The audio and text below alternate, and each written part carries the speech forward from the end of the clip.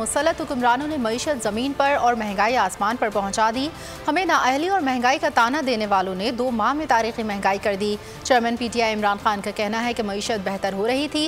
कौन सी ऐसी क़यादत आ गई थी कि हमारी हुकूमत को साजिश के तहत हटाया गया? जो कीमत इस वक्त कौम महंगाई और लोड शेडिंग की सूरत में अदा कर रही है, इसका जिम्मेदार कौन है? चेयरमैन PTI इमरान खान ने फिर सवाल उठा दिया। कहा, जो न्यूट्रल हैं, क्या ये इनका पाकिस्तान नहीं? मईशत नीचे जाएगी तो क्या न्यूट्रल्स का नुकसान नहीं होगा? चुप करके तमाशा देखते रहे तो मुल्क का कोई मुस्तकबिल नहीं।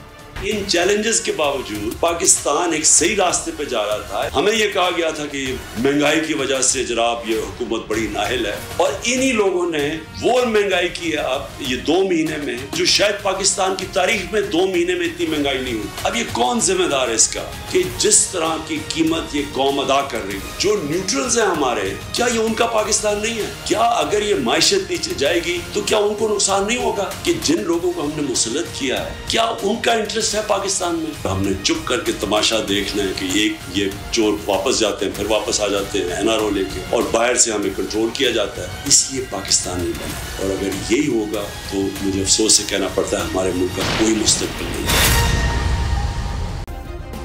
सब्सक्राइब करें और बेल दबाएं ताकि कोई खबर रह न जाए।